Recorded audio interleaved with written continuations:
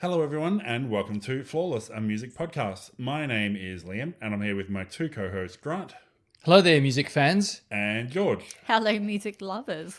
Each episode of Flawless, a host or a guest nominates an album that they think is flawless, and we talk about how they discovered it, what makes it flawless for them, and why they love it. We have a Facebook group. It's called Flawless Friends and Family. You can find the link in our show notes. We announce in the group what albums we're covering, and we encourage everyone to post in there, because at the moment, that's literally all that gets posted in there. Yeah. And of course, being a podcast, we have a Patreon, so as little as $1 a month, you can access our bonus episodes and get early access to our episodes as well. Link to that in the show notes. It's patreon.com/flawlessamp. So today, this evening, Yes. we have a guest. Woohoo! Love a guest. Would you like to introduce yourself? I would. My name is Asho, or Graham Ashton is my real name, and I've been involved in Brisbane music my whole life. I run a music company called Footstomp Music, and left home and school at an early age to sing in punk bands, and Yeah. George's life story there, yep. and am still obsessed with music as much, if not more than ever. Mm-hmm. It's my job and my vocation and my hobby and my passion. And Everything. I was stoked to be invited along to talk to you guys about a couple of my favourite records. Awesome. Nice. So where can people find out more about Footstomp and your company? Footstompmusic.com and all of the social media All the stuff. social medias. I'll give my band a plug as well. Yes, if please that's do. okay. Go. So my latest band is called Gesticulations, and we've released 3 albums in the last year. Right. So, Whoa. and you can Very find prolific. our Prolific stuff. is the Prolific. word. Yeah. Yes. How long is each album? 10 songs. 10 songs. Yeah, So, half an hour or so, Half an 35 hour, okay. minutes. Punk So song, punk Nice. band, punk Not song. really, like Okay. punk in spirit, Yeah. but musically very diverse. Like Okay. each album probably does have one punk rock song on it. Yeah. But nice. And All Asho, different stuff. what instruments do you play? Guitar. I like to think of myself as a punk poet. So Oh. I write Very the good. words Yes. and kind of come up with the idea and then take it to much more talented people than me to turn them into songs. I'm thinking Henry Rollins, Jello Biafra, that kind of thing. I'm Punk into that poet. kind of stuff for sure. Nice. Yeah. That's how I'm going to picture you from now on. That makes me happy. I'll be stoked with that. Awesome. Now, Asho, just sort of getting to that point. I come from a place where you all finished school. So when you say you dropped out, you finished school early. Yeah, when I was 15. So I actually lived under the Story Bridge. I left home and not Really? under the bridge. I Yes. lived in a flat under the Under the bridge. bridge. It was $60 a week in 1989 before that it would have been mid 80s when I was just before I turned 16. Jeez. And was embraced by the local punk rock community. We were all skate punks Yes. and in and out of bands. There you and, go, skate punk. Okay, Yeah, good. No that fun. kind of stuff. And music was a big part of it. Started my first band around that time. Like Liam wasn't joking when you're talking my life story Yeah. right now. I pretty much did the same. I started the bands at 13, but I dropped out of school at 15 and ended Yeah. up in an apartment in Brighton in the UK, and was carried on playing music and getting involved in the music scene. Doesn't look like it's done us any harm. No, yeah, Absolutely. you're still alive and kicking, right? Jeez. Yes. I know. I've made it much further than anyone expected. Cool. So, Asho, would you like to tell us what album you are nominating? I'm very excited to say I'm nominating Bright Eyes' album, I'm Wide Awake It's Morning. We love you very, very, very, very, very, very, very much. And then he starts humming this little tune, and it kind of goes like this. It's kind of 1, 2, 1, 2, 3, 4.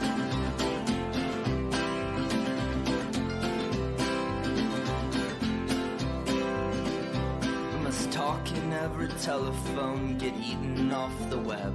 Must rip out all the epilogues from the books that we have read. Into the face of every criminal, strapped firmly to a chair. We must stare, we must stare, we must stare. What an album. Very well Jeez. done. Fantastic stuff. Not in punk, maybe in sentiment, if definitely not music. Yeah. Although some of the music, I guess, some of the songs are a little bit aggressive, but yeah. Interesting choice. So tell us about how you discovered Bright Eyes. Was this your first album that you discovered by them? I'd gotten into the one before, Lifted, which has a really long title, but I think it's lifted in 27 words in brackets or something. And I really dug that album. And then it was around the time when Uncut and Mojo were the Bibles. I think it was I don't remember it being a big social media internet time. I remember reading that there was a new album coming, or there were 2 albums coming at the same time. Yes. And there was, if my memory serves me correctly, the single Lure might have debuted at #1 on the US charts or something crazy like that before the album came out. And I'm like, in my mind, I had no idea that Bright Eyes was commercially popular. Like the album before was so weird and so underground, but something must have happened in America that album was kind of moving into the mainstream consciousness. And then the new one sonically is a little bit more easier to cope with than the one prior. But and so it was around that time, and I just remember it was probably one of those album of the month in Uncut magazine that I would go out and buy pretty much religiously, and wasn't let down at all. Did it grab you right from first listen? Right away you're like, yep, this is an amazing album. Well, yeah, the first song on like this a grower. album is pretty much you're either in or you're not. It definitely it throws it out there, and if you're interested in where the type of artists the Bright Eyes are, that song would certainly, it'd either bring you in or turn you off. And it brought me right in. So. Nice. Cool. Well done. George. Hello. Had you heard of, I'm going to skip past, had you heard of Bright Eyes? Had you heard this album before? Yes, I heard this album, and yes, I bought it on January 25th, 2005, with a digital Ash and a digital urn. I bought both of them on the same day. Nice. Because so that was his 6th and 7th studio albums as Bright Eyes. Yeah. I had already heard Fevers and Mirrors from 2000, and a friend of mine had that on repeat, and I was really into it. But this was, and I hadn't listened to the albums between, I think there's 3, so he is prolific. Yes. I hadn't listened to that, but I must have heard a single and went, yeah, I'm on board. So I went into HMV and I bought both albums on CD. Compact disc. I knew you were going to say that. Compact disc. I bought them both on CD, and I listened to both of them. And Digital Ash and Digital Urn is great, but it's basically just an electro album with kind of O-burst over the top, and it's a bit jarring. Whereas I'm Wide Awake This Morning is exactly correct. It's exactly correct. Yeah, this is what his voice works over. So so I've heard it, and it's been on my rotation since 2005. Nice. Wow. Grant, did Bright Eyes make it to South Africa? And your delicate ears. My delicate, what is it, triple M ears? No, I had never heard of Bright Eyes before at all. Really? Nah. Not even, this is the first day of my life. That's played at like every wedding. Yeah.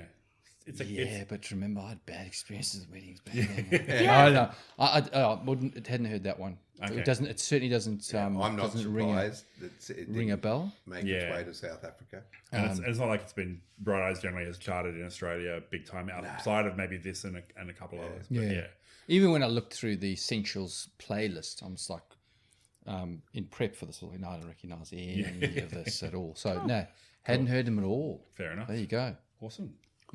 So, as I said, 6th and 7th albums released at the same time. Jeez. He was only 25 at the time. He released his first solo album when he was 13 years old. Another one of these high achievers or underachievers. Absolutely.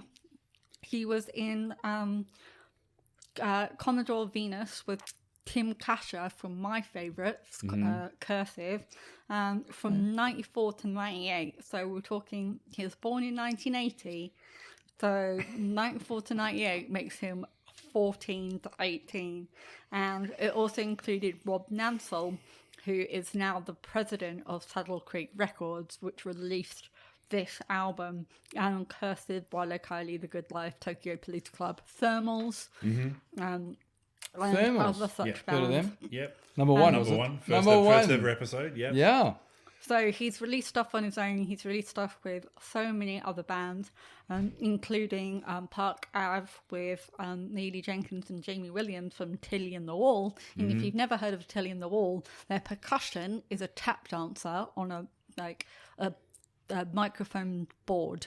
So that's their percussion. So they are the most hipster thing next to Cursive, who have a cello player. So Saddle Creek, is a particular type of record label, and Bright Eyes fits perfectly on it.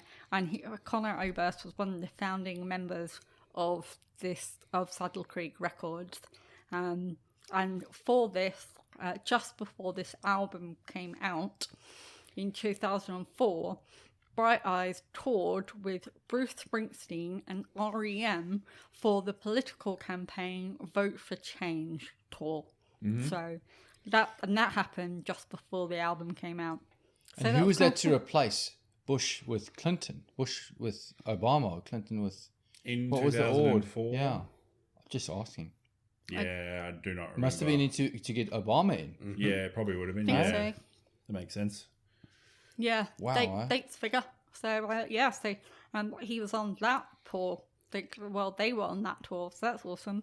And yeah, so there's a lot Anyone going asked me if on. I've heard of Bright Eyes before? Because I have a story, but I didn't want to just jump in Oh, and so start telling sorry, it. Liam. I looked right at you and He I did, was like, George and he did didn't look ask at me. you. And then He George did just went look straight at in you the and room. I George just went jumped. into a I monologue. just jumped straight into my And yeah, history. 16 pages of notes. What about for Liam? He What has about for feelings. Liam? Liam, Yes, you have heard of Bright Eyes. I have heard of Bright Eyes. Have you heard this album? Are there any stories you could tell us specifically around Bright Eyes? I'm So sure. my mind goes back to 2005 when Blues Fest, a well-known Yeah. blues and roots fest here in Australia, Even I know is over that. the East in Grant knows that one is over the Easter long weekend, and they announced that playing on the Monday. So I can't do 4-day festivals. I never could. It's too much. Yes. But on the Monday, Gomez, Cake, and REM were all going to be playing. Never. And that's like 3 of my top 5 bands, and none of them I'd ever seen before. Oh, I'd seen Gomez before, but I hadn't seen the other 2 before at that point. REM played at Blues Fest. Blues Fest, yep. They headlined the Wow. Monday night. They were basically the last big. That's huge. Cool. So we went along to that, and I saw Bright Eyes because they played the Monday as well, and that was the first time I'd seen them or known anything about them. And they finished with Road to Joy, which is just Nice. perfect. And then the next night, they supported REM Yeah. at the gig What a at way the close. Entertainment Centre. So REM played the full set, but Bright Eyes played again. And then that night, they played a Landlocked Blues. And between those 2 songs, I was like, well, I'm all in. I don't care what the rest of the albums sound like. So I went and bought both albums, the folk one and the electronic one. And I had the same, George. I'm like, the electronic one's good, but it doesn't vibe with me as much. But the folk one is just like, this is amazing, and I love it. Awesome. But if I want to hear Connor doing non-folk stuff, I listen to Desperachitos, who I've never been able to know how to pronounce. Desperachitos. Desperachitos, which is basically Nice. this ultra punk band sort of thing. Yeah, cool. and they're still running. Yes, yeah, they put albums out. I mean, I don't think any of his bands ever break up. He just goes Yeah. and does music with somebody Okay. else for a little while, and then he comes back and does music with someone. Like he's doing solo albums. So his album with Phoebe Bridgers, not last year but the year before, was like one of my favorite albums of the year. He just finds people to work with that he likes working with and puts stuff out. It's That's really cool. cool. So, Asho, have you ever seen Bright Eyes live? I have. The most I've seen the band a couple of times, but my most memorable moment was Conor Oberst's solo at the Sydney Opera House. Jeez. And he had a grand Whoa. piano, and that was it. And he had a harmonica roadie, and I've never seen anything like that before. And anyway, the harmonica roadie, it looked like a fish bowl, a big bowl with some kind of liquid solution in it. And in between each song, he would pick a harmonica out in a different key and throw it to Connor, and he'd catch it. And it was part of the show, and that was it, literally grand piano, vocal, and the dude with the harmonicas. And anyway, the last song was at the first song off the album, at the bottom of everything. Mm-hmm. So a big moment, and he threw him the harmonica. He went to blow on the harmonica, and it was the wrong one, and he pegged it back at him. It was jokingly, but Yeah. I do remember that very much. But Yeah. no, any opportunity I've had to see him in any form, I would always go. I think the first time would have been at the Metro in Sydney, I think, on the first tour. But that's the thing I remember most weirdly is the harmonica roadie at the Opera House. Why wouldn't a you? way. That's- Inside the opera house or outside on the Inside, in one of the inside one. smaller Yeah. spaces. Cool. But yeah, magnificent. And he did lots of songs off this album. And yeah. That's awesome. Yeah. Well, I've Sweet. not seen That's what I was Bright going to Eyes. ask, George. You haven't seen them? No, I've not seen Bright Eyes, and I'm gutted because I've been such a fan, found this album and Thieves and Mirrors for such a long time, since 2005, since 2003 probably, and I've never had an opportunity because they got so big in the UK that it was basically prohibitively expensive and difficult to get tickets. for any of the gigs. So I've never actually seen them live, but desperately wish because I've heard it's a lovely show. And now Asho has proved that it's a great show. Endorsed. Yes. I have to say, I just remembered another really special one. And it sounds like I'm being a wanker now and showing off. But Not at all. Literally, Here's the forum. This It's yours, What we're mate. for, yeah. Yeah. So part of my job for a long time was to go to South by Southwest for work each year. no way. And it's a really intense experience when you're in the middle of Austin working and everybody's got their lanyards on and it's all music industry and intense. And anyway, this particular year, few of my favourite bands played on the other side of the river, and it was just for fans. It wasn't an industry show at all. It just happened to be during South by, and one of my best mates and I went over, and I think it was Casadega, one of the more popular or more upbeat and optimistic Bright Eyes albums. And they were headlining that show, I think, with Delta Spirit and a couple of bands that I really loved. And I remember it being sunset in a park and there was no music industry wankers around. It was just fans. And after 8 days of doing that and just kind of schmoozing and working to just be with fans who didn't care who you were, just cared Just about the music. Yeah. And I remember being really surprised how happy and upbeat and spirited the band were. Like they were, he was an amazing front man, full of energy and vigor. And other shows I'd seen before, not so much, I guess, because the albums at the time didn't reflect that sense of joy that this one did. But So when was that? that would have been, I would guess, about 10 years ago. 10 And or what was the 12 album years that was ago. upbeat? I'll take a note of that. Casadega. I'm pretty sure if I got that one right. That's okay. He put out so many things. He's one of those, as you say, prolific artists that it's hard to keep up with. But Yeah. yeah, that memory just dropped in and it was a lovely memory. So thank you That's for, cool. Yeah. Oh, thanks for thank sharing. you for instigating that in my brain. And also, I've just realised as Grant took that note down with that album title, Grant's left-handed, and that's the first exhibit that I've ever seen of that. So I'm sorry that you... Because they changed things, George. I am about to marry my second left-handed man. So There I'm we clearly surrounding myself by the best. Well, that's it. That's awesome. Okay, so Watching left-handed people write. yeah, it's really funny. It's like watching people really struggle. Yes. Standing up. So, one of the reasons why I love this album is that you can't get away from is Emmylou Harris. Mm-hmm. Now, the process of getting Emmylou to do this album, she wasn't anywhere near Bright Eyes when they were recording the album. Right. So they recorded the album and sent it to her. She got into the studio, just recorded her parts on 3 songs, sent it back. They mixed it in and just went, perfect. Nice. That's all they did. Nice. So Emmylou was never in the same room as Bright Eyes. They just mixed her vocals into the tracks, and it's come across as a really beautiful combination. So she just invented her own harmonies and just decided what she just called the shots, and they just used everything she gave, Yeah. which was pretty awesome. So that's how Emmylou Harris got on there, because I've been listening to her since I was a little girl, and my mother had Emmylou Harris vinyl. So so since I was tiny, so I got very excited when I heard this album and went, oh, it's Emmylou, because she's got I remember thinking at the time it was a bit like a #1 single. The other thing was like, wow, how did Saddle Creek and Bright Eyes persuade Emmylou Harris to be on their album? Because in my mind, they were this obscure indie band, and she was a huge country music superstar. And even stylistically, if you listen how heavy and weird the album was before, it seemed like an unlikely partnership, I guess, when I was reading about it. But as George said, it pretty magical. Yeah. worked out well. So, Bright Eyes are Connor Oberst, as we've discussed, doing guitar and vocals out the front. Mike Mogus.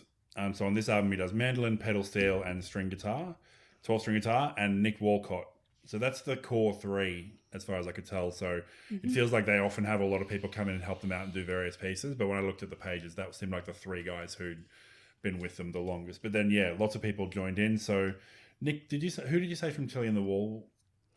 Oh, Needy Jenkins and Jamie Williams. Right. On this album, they've got Nick White, who plays piano, organ, and vibraphone, and he's a member of Tilly and the Wall as well. Yes. And I have a connection with Tilly and the Wall. Here we go. Do you? Because they played, one year they were out for Splendor, and Faster Louder, the site that I was working for, got them to play a show down at the Powerhouse down in the valley here. And I was the DJ between bands, so I was on the poster with Tilly and the Wall, and We were there together. oh, nice, there we go. So Tilly and the Nice. Wall, I Stop Heart it. Hiroshima, and I don't remember who the other band is. Damn it. Eve Klein Blue. Yes, that's right. Yeah. There you And go. so the three of them, and then You I have was. an eidetic memory, don't you? Not really, but that one. Well, I was working on the Tilly and the Wall record, Okay. and that came through a weird connection. So yeah, and such a strange band. Like when you were saying, you know, like what a incredibly weird band, and we somehow managed to get them down to Australia and tour, and No, it was really cool. yeah, I remember the show. Even now, to this date, and we're talking like, it's got to be 10 years, Alligator Skin by Tilly and the Wall, it just makes me so happy that if I ever need to just feel happy, I pop it on. Nice. And I can just hear the tap dancing, and it just makes me like feel so warm and fuzzy inside. So I'm going to play it on the way home. I haven't listened to it in over a decade, so you've reminded me of something Nice. very There you go. joyous. Well, I've never been in a room where 3 people have heard of Tilly and the Wall before, so this is awesome. And again, I feel out like you're picking on me. Yeah. Guys, with no Check out clue. Tilly and the Wall, Grant. They're great. Another note. Yeah. So the album, You go. I was going to say, so the album we've talked about, alluded to, the opening track. Yes. Yeah. It's quite an important opening track, don't you It's think? such an amazing opening track. Oh, Got the So- double tick. Yeah. Double tick of dreams. So this is a story. Yes. It is a spoken story for the first half of the song, where he's talking about an impending plane crash. And he even leans away from the microphone at some point. And You they can keep hear him that sip in. a wine at the start as well. Yeah. You can hear him like you feel like he's just in the studio telling a story. So It's he's really cool. sipping a drink, and like moves away from the mic, and then it gets to the point where the plane's going down, and this guy who's despondent, such a key word Yeah. in the song. Yeah. absolutely, to this woman who's anxious about flying, starts to reassure her as the plane is going down, and that's when the music starts to kick in. Like, so Grant, you'd never heard this album before. This is the first track that you come into. What's it like for you to It's go? just random. That's what it is. Like, there's no other. Like, again, there's this guy telling the story, and then it's like, oh, it's your birthday, and you know, don't just cool. You know, here we go. This is happening. Let's go. So, double tick on mine. I don't need to look at my notes anymore because it was just. I thought it was a really interesting and cool way, and again, perspective. I suppose like this is what you start listening to this, and this is what you're going to get. So, I think there's no mincing about what you're in for. This is going to be a journey. Is what's for mine. Couldn't be a track 2, could it?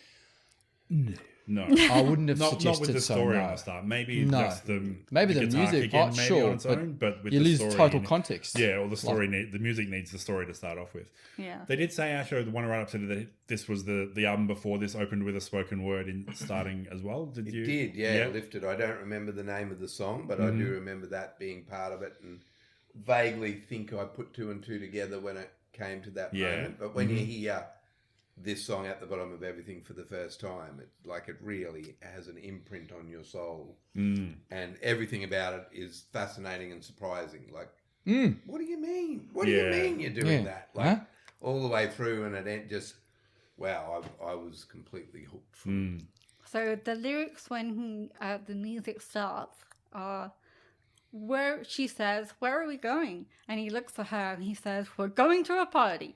It's a birthday party. It's your birthday party. Happy birthday, darling. We love you very, very, very, very, very, very, very much."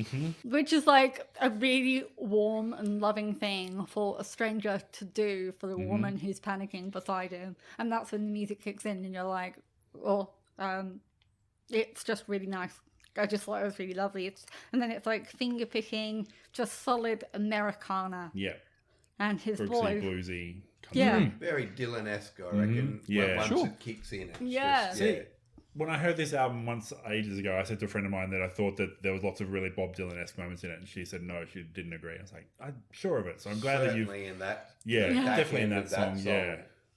But it's one of those things where and he does it all the way through the album, where he's able to mix the personal and intimate with like little short, sharp political things. Like there's not one song necessarily, maybe a couple that are like just the political song, but even the songs that are very political are also mixed in with the personal as well. Like- and this song is like a perfect example of that right off the bat. Like when he says, "While my mother waters plants, my father loads his gun." Mm-hmm. It's just like, That's an exceptional lyric, isn't it? yeah. But he's obsessed with his parents as well, and that idea. I don't know if his parents are actually like the way they're portrayed in his album, but that idea of just they're this perfect conservative America where they think they have these ideals, but they don't actually live their ideals because they couldn't possibly, and it's all just a little. And And later in the album, he references living their almost God-fearing lives, but living in separate houses. Yeah. I'm like, well, yeah. geez, bro. Well, he talks Again. about God, and he talks about God in this one, and he talks about God again, and he also talks about holding a Bible. Like I think that's in Lua, maybe. But it's post 9/11, Iraq War. As you said, they were doing the tour for change. Yeah. So it's got all of that juxtaposition of personal and political, but in such a clever way. Have you seen the short film that goes with it? So they didn't release it as a single, but they made a short film to go with the song.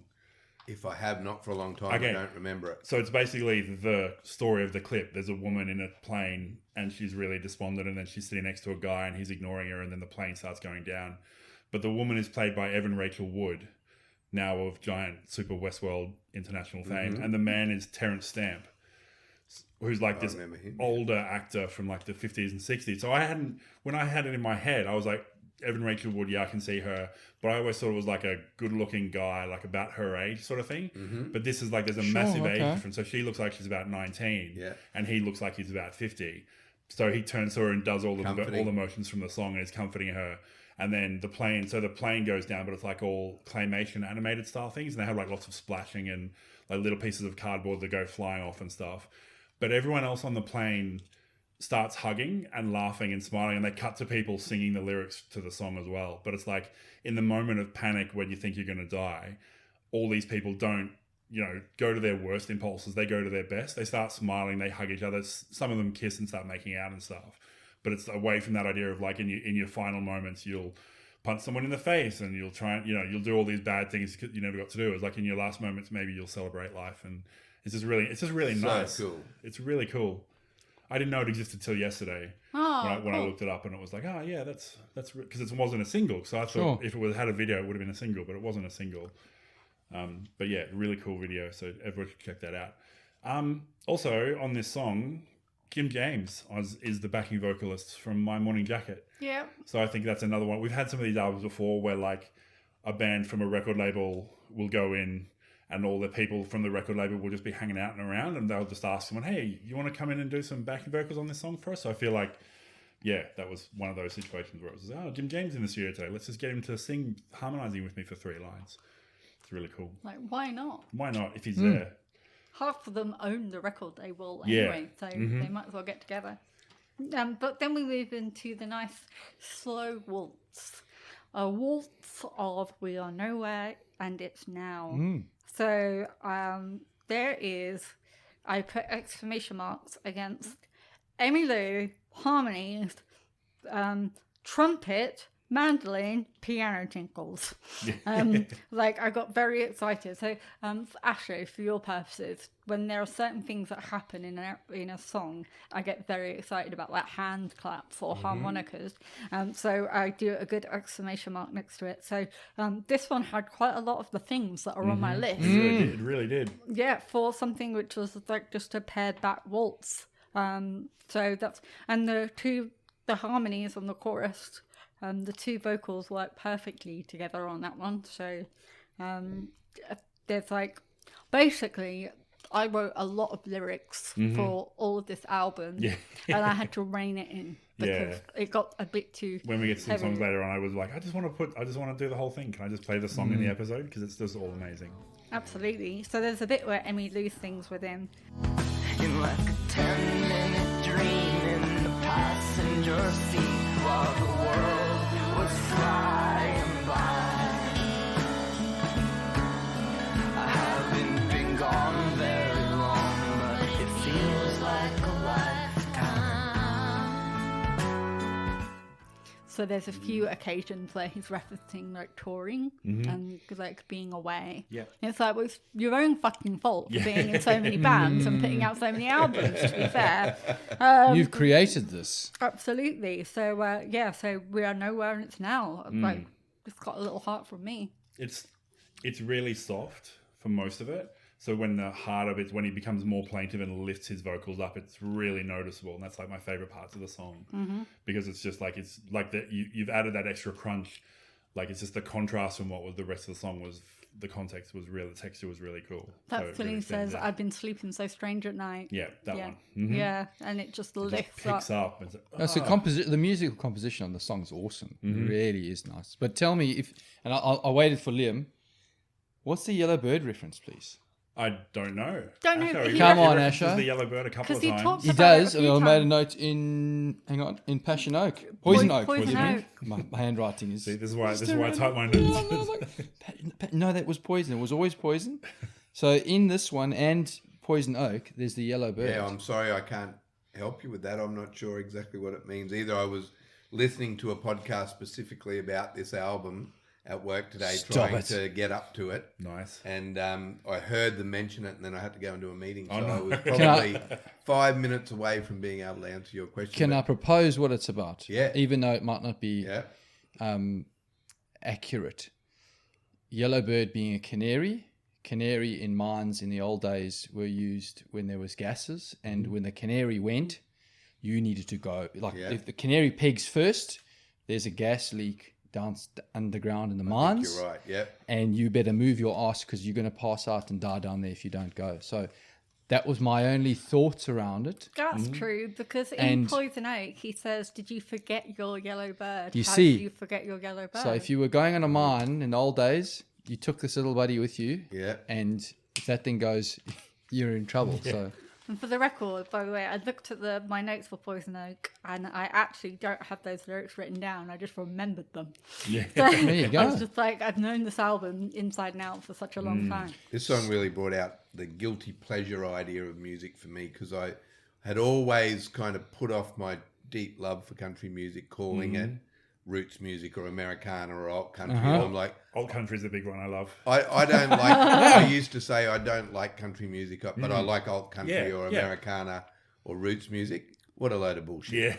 Yeah. And this is a pure country song with Emmy Lou, one of the queens of country music, singing such an incredible harmony. It's like, if I love this, I love country music. And what am I trying to say? I just need to... and why does it Not- matter? Yeah, Yeah. exactly. Like But when that's- you're young and you think you're cool, Yeah. maybe That's the there's label. rules. That's That- the label Yeah. old country, is that it? Yeah. Old country doesn't mean anything. It's just a way of saying, pretending you're too cool to like real country. It's proper just, country. It's normal. like country music. You don't have to That's- like all of it. What's You can still wrong? think some of Yeah. it's bad and some of it's good. Yeah. It's true. It's like how Laura Marling is new folk and new folk, rather than just going, she's a folk artist. Yeah, yeah. For goodness sake, you have to be new folk because you Yeah. can't be folk anymore. Exactly. yeah. But that makes it interesting as well. I do love nerd cool music people, like, you know, the record store that you would visit and all of the snobs and the high fidelity thing. I love that about music. I love that those people exist. But I in my remember, 50s now, I can admit that I do love country music. nice. I remember when I was in Good. my hardcore punk days, I was like, I like everything but country except for Dolly Parton. Yeah, it And was now, Because now I love country. Dolly Parton's like the best person in the world. Yeah. She genuinely is. Yeah. Like, if she ran for president, Yeah. she actually would get in, because no Democrat would vote against her because she is basically a Democrat, and no Republican would because she's Dolly Parton and she looks like a gun-toting Republican. Anyway, so I love country. I love most genres. I don't believe anyone when they say I like all genres. No. Because that's not a thing. Nobody likes all genres, and I always call them out on it. But I am genre fluid. nice. Yeah. Nice. Nothing wrong with that. So this album charted. I had no idea it charted this well around the world. So Australia got to number 81. Norway got to number 9. Sweden got to number 12. UK got to 23. US Billboard got to number 10. The number 10 album on the Billboard charts. It just doesn't feel like it should be that at all. It's so I wouldn't weird. have believed that. No. I bet Emmy Lou fans bought it. Yes, 100%. And there's a lot of them. But then, and all the hipsters bought it. Yeah. For sure. And so, I mean, it made it got reviewed really well. So it was also on a lot of year-end rankings for sites. So Blender, it was number 4, Planet Sound number 1, Q Magazine 5, Rolling Stone 8, Spin 21, Time Magazine number 10. And then it ranked number 50 on Rolling Stone list of top 100 albums of the decade and number 31 on NME's top 100 of the In the decade. 2000s, huh? Yeah. For number From 2000 50. to 2009. Yeah. Wow. So it's just, yeah. I've always, I know he's not unknown, he's quite well known, but the idea that it would be so well supported and so well loved, it just blew my mind looking back at it now, because I never really cared about that stuff when it actually came out. So super cool. So we mentioned Lua. Yes. Yeah, one of that's the singles, the first single. Oh, Such a weird first single. acoustic. Am I right in saying it was number 1 in America, or is that a dream? I Did I make that up? I didn't get to that. I did. Yeah, I'm not sure. I didn't write down those details. And I did the research to double check. Yeah. And I'm pretty sure that is a true story, which is so weird. Yeah. It's a weird single. It's like, you listen to this album, that is not the song I would pick as the breakout single to try and get people's attention. It's so... I would suggest that it's one of the greatest lyrics ever written by anyone ever. This You got song, one in I think particular, it or is. just the whole song? In Well, you've got the words there. I got one, yeah. We've all got some grunt. Yeah. We'll do grunts. Because I don't write a lot. I've got to, and that, forgive me when I've got to try and decryptographize my lyrics. And I know you have a heavy heart. I can feel it when we kiss. So many men stronger than me have thrown their backs out, trying to lift it. Yeah. Like that, for me, that's the line I was thinking. Yeah. Like, wow. I like that. Yeah, I I get got tingles. shivers. I was Yeah. like, Yeah, just got shivers even you, talking about it. yeah. This is one of 4 songs that I cover in an open mic set, for sure. Yeah. It has lyrics, when everything gets lonely, I can be my own best friend, Yeah. which is crippling. And I got a flask inside my pocket, we can share it on the train. And if you promise to stay conscious, I will try and do the same. Yeah. And I wrote down what follows on from that, which is, we might die from medication, but we sure killed all the pain. What was normal in the evening by the morning seems insane. Yeah.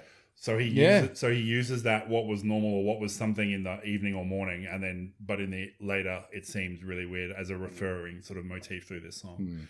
But even that line about medication and pain, it's such a And personal there's the song. bathroom line as well, is it? What's the going to the bathroom? You're Yeah. looking skinny like a model with your eyes all painted black. Yeah. And you Always go- going to the bathroom, always say you'll be right Yeah. back. and It I'm just doing the paints same so thing many or something. pictures, doesn't it? The whole it- song, you're on and the it's- train with them, you're in the bar with them. Yeah. And it takes one to know one, kid. Yeah, I think it's- you got yeah. it bad. Thank you. Yeah. There you go. Not And she's not even even- looking at her we've lyrics. We've long She's not even long looking- since stopped looking at actual words on our pages. Yeah. But the medication line is a go at America's system of just throwing medication, and it doesn't matter if you overdose because we killed the thing, Yeah. like the pain. It's just such a little thing in there because it's such a personal song about 2 intimate people, but he can still throw in a little barb about the system as well on the way past. It's really cool. Can we jump to my next cover? I was just going to say, yeah?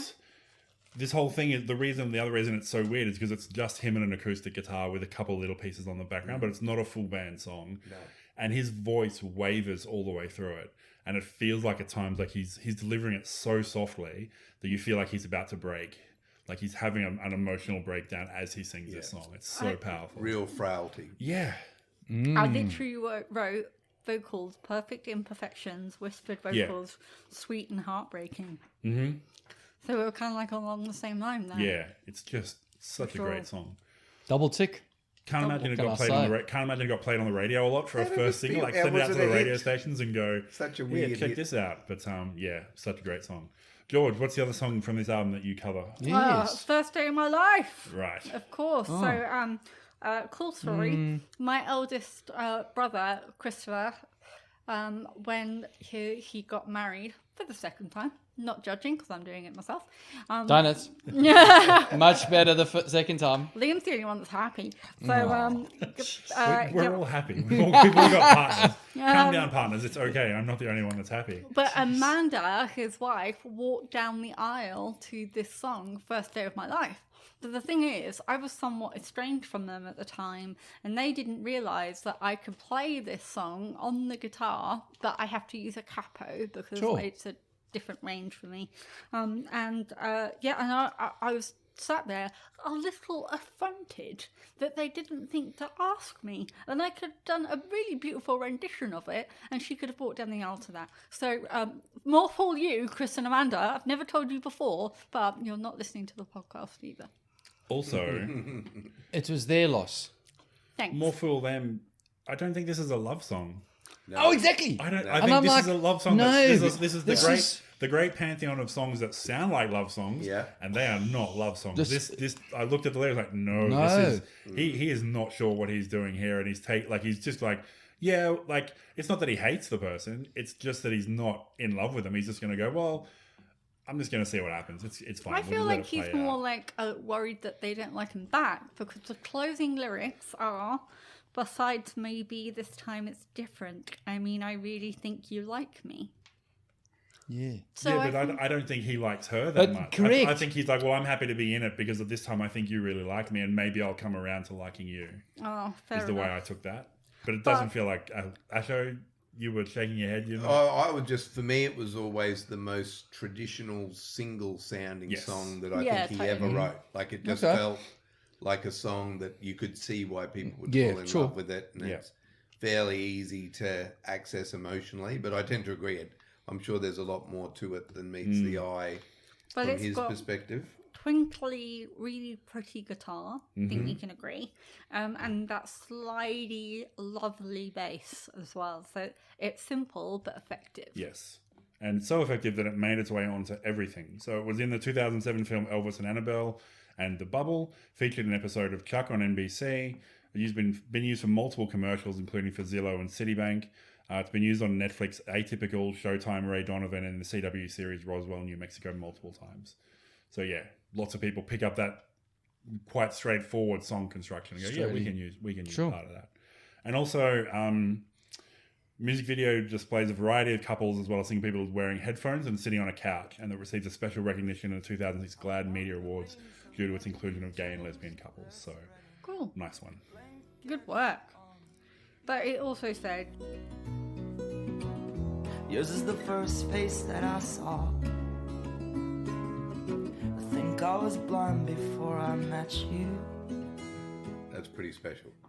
It's really cute. Isn't that quite a line? It's super cute, yeah. So he's a poet. I mean, like in no uncertain terms, this guy's really is an absolute for mine. Really, he's put a lot of thought into these lyrics, and he is a poet as far as I'm concerned. Just unreal. Any other favourites of yours that you'd like us to? I love Another Travelling Song. Them. Like there's a rockabilly song on the record called Another Travelling Song. Another pure country twang. I wrote Country Bumpkin. I wrote, it sounds like it's got the stand-up bass, and it just grooves that song, and it's probably a little bit of a relief from the intensity and darkness of the rest of the record with a sense of fun. And whenever I hear that, it brings me joy, and it's in a nice different one. place. Even though he's actually whinging about touring. Yeah, the whole song is actually about touring. Yeah. So he sings in harmony. So I go back and forth forever. All my thoughts, they come in pairs. I will, I won't, I doubt I don't. I'm not surprised, but I never feel quite prepared. So that's like, he's all over the shop, but he has to get to another gig. But there is organ, drums, the pedal steel, bass, really jolly guitars, and 2 drummers on this one. Okay, nice. Which is nice. Plus Enilu. So back again as well. Yeah. With the full band does the outro for the final 45 seconds. So that's a really nice way of like going boom. because you need that before you go into Landlocked Blues. Yes. I think that idea of like that slight breath of air before you head into the final three is very important because it's only getting more tense from here on out. But it's such a great, fun country song, and you have to admit you like country when you listen to the album. Yeah. I've done it publicly now. Yeah. We've committed There we it to go. record. I've outed myself. It's art himself, yeah. And isn't it That's liberating? okay. I hey? feel liberated. There I'm we down go. with it. Freedom in acknowledging and being in your own skin. You know? Exactly. There's a song by the Counting Crows, not off August and everything after, called Mrs. Potter's Lullaby. It's a great song. And musically, I think that this song actually sounds really quite a bit like that. So I was like, oh no, there's a familiarity about this. And yeah, it is. So the next track Landlocked Blues. is something else I cover. nice. Great which- poetry What again. do you do for the trumpet part? Yeah, so I don't have trumpet or a vibraphone, but it's just a really fun song to cover because it's got lyrics in it, and the moon's laying low in the sky, forcing everything metal to shine, and the sidewalk holds diamonds like a jewelry store case. They argue, walk this way, walk this way. And I love that imagery. And every time when I first heard it, I remember like walking down the tarmac in the rain, and I looked down at the tarmac, like on the pavement, and there was like some of it glistens. And I was like, he's looked down and turned that glistening into diamonds, and like just thought, what a poet, as you said before. He's a poet for sure. An One of the absolute greats. poet. But then it's contrasted with we made love on the living room floor with the noise in the background of a televised war. So this is that perfect example of him mixing the intimate and the personal with the big picture and political stuff all the way through this song. Is really cool. And his voice is crackling, but it's a really nice melody. It's another one with Emily, but yeah, so we do have those extra instruments coming in. The trumpet is... So it just comes in for one bit. That's the beauty of it as well, is like it's not all the way through. It's just the acoustic guitar until the trumpet floods into that space. So the first time you hear it, you're like, holy shit, because it kicks in off that lyric about... And the whole world must watch the sad comic display. If you're still free, start running away, 'cause we're coming for you.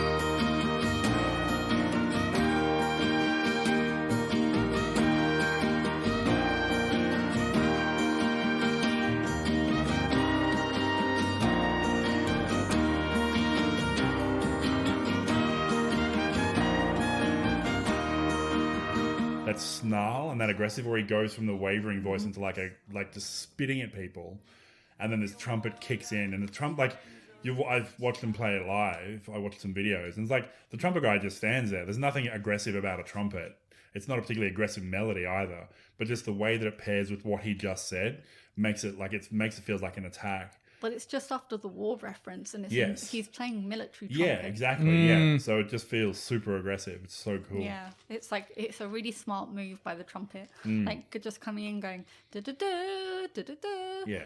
And yeah, so it's just smart. Charge. And he finishes off the song with, "I know I'm leaving, but I don't know where to." So this is his traveling persona of like the touring, but also just wanting to be on the road. And if he stays in one place for too long, he starts feeling uncomfortable, and he starts fixating on the things that he can't fix and he can't do anything about. So he finds himself more comfortable when he's just moving on and out in the open spaces, which is super cool. And yeah, the next song I cover.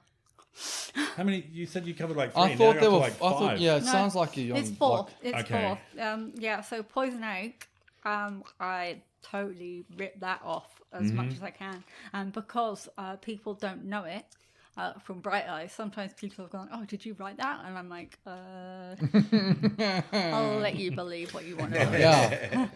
I cannot Not confirm saying or no, deny exactly. your question. But yeah, so this is another Yellowbird song, but this is really solemn guitar strumming with solemn, reflective vocals, really subtle bass, and those gorgeous lyrics about someone dear leaving and the absence of them going because of or passing because they couldn't live the life they wanted to live. And so now he's left with his tearful brother looking after him because he's gone. And it's just a really solemn, beautiful song, which fits perfectly into my set list, by the way. Yeah, but so he does say, The end of paralysis. I was a statuette. Now I'm drunk as hell on a piano bench. And when I press the keys, it all gets reversed. The sound of loneliness makes me happier.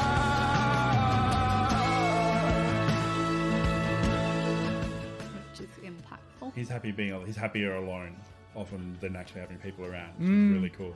Which sucks to him being in 500 bands and Yeah, touring. all counterintuitive year. to his behaviours. Yeah, so he's leaning into his least favourite things. But there is harmony from Mariah Taylor on this one rather than Emmylou. Drums, organ, there's like a whole full session in the middle, but then it pairs back and gets big again. It's really pretty. Before leading into what could be one of the all-time great album Closes. closing songs, Sure. Absolutely. Road to Joy. Asho, you want to tell us about Road to Joy? Well, it's just, I guess, as you say, one of the all-time great closing songs. Like the album takes you on such a ride of all different emotions, and then you get to that, and it's just like, how do I feel about this? Yeah. And then you start Well, again. I've got a couple of lines again, here, but let's just see if they got lyric buddies. So Yeah, maybe, you go, Grant. Yeah. He references, no one ever plans to sleep in the gutter. Sometimes that's just the most comfortable place. Like, right, okay. Nice, yeah. And then right towards the end, because this is E-rated, is that right? Yep, do E it. for explicit. E for May explicit. I do it? Do it. Do Right, it. if you don't, I will, so you All might right, as well. let's do it. He says, Well, I could have been a famous singer if I had someone else's voice, but failures always sounded better. Let's fuck it up, boys. Make some noise! and I'm like, yes, Yeah. do that. Yeah. Here, let's now go.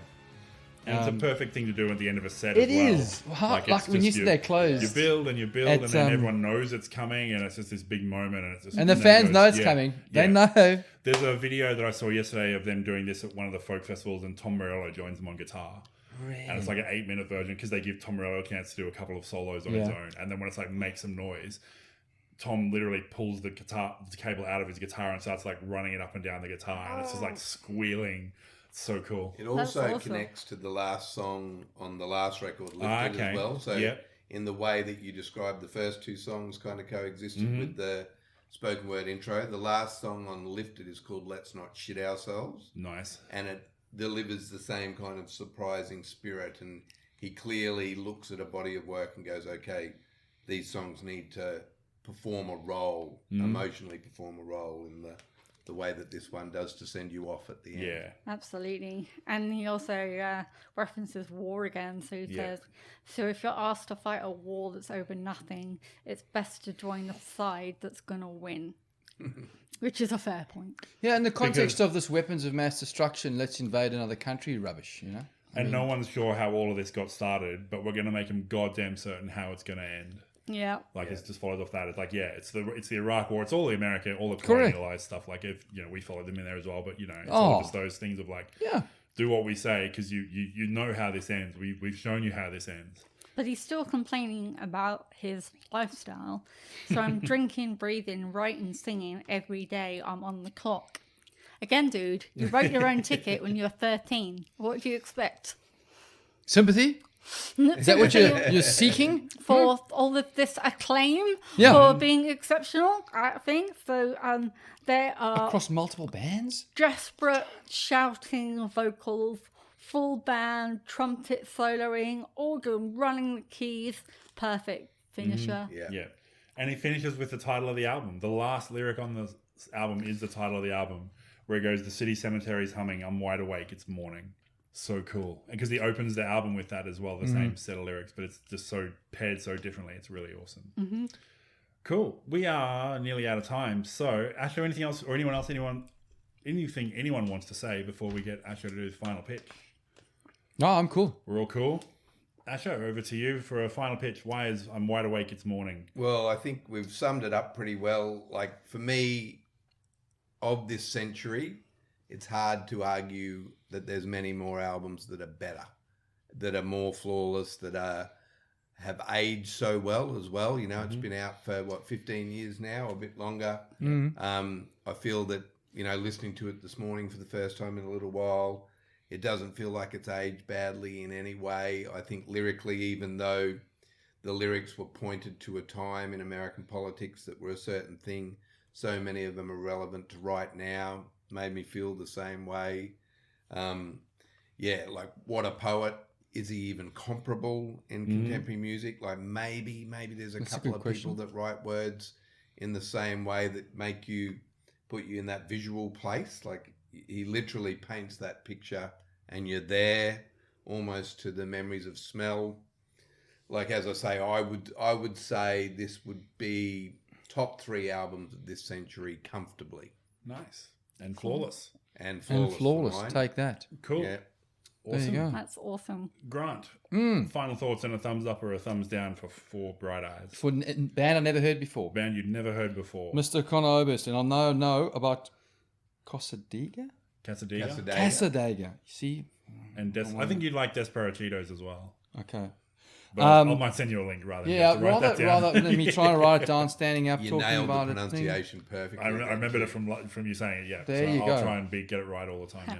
Cool. I lose track of how many vowels and cons. Like, Desperachitos. No. No. Send me His punk band. Let's just call it his punk Yeah, band. sure. And you can, Okay. you can- I was confused and sad and a bit jaded listening to this because this is not a happy album, and I was like coming into and for the listeners, we don't really. I've never met Asho before. We a couple of updates on Messenger. That's about all this interactions, and having met you, you're like a super positive guy and enthusiastic and zest. And I'm going, how do I align this, which has got lots and lots of sad things in it, and it's a bit dour for me, to yourself, and you've got listened to it since 2005, got 17 years worth of joy out of it, or and the poet in the man is absolutely amazing.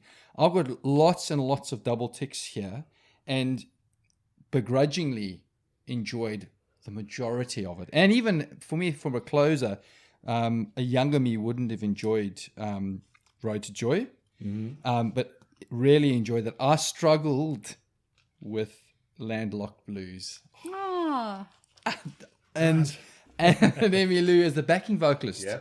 That and the last little bit of old song where I thought they just went on just a bit long with, they went wild, like at the end. I just thought just a bit too much for me. So apart from that, really amazing. He's an amazing poet and an amazing artist, but I'm going to say it's not for those two, and I'm sorry to disappoint you because it's picky. I know. It's okay. It's okay. But it was it's a great, and I will listen. I've said it sometimes, but I will listen to the other ones because if he's got positive stuff, I'll be super, super keen to listen to that as well. And thank you for bringing it. My pleasure. Cool. George. okay, so I have a flawless shortlist on my Spotify, and I was going to nominate this album. So I am thrilled and devastated that you got to it first. So since I bought this on release date and to this very day, it's been on a heavy rotation. Wow. I have a folk Americano country playlist, which is about 8 hours long, and basically this entire album is on there amongst other greats, so that's awesome. I've covered, as I said, 4 of the 10 tracks at gigs and open mics, but I use a capo because I have a different range. Yeah. So Conor is a musical genius who places the best musicians on the perfect tracks. Bringing in Emmylou was next level. I grew up listening to her. No tracks, I believe, are overdone. The sparse are perfectly placed. It's an emotional ride with love, life, and travelling. His guitar is so beautiful, and his perfect vocals are perfectly imperfect.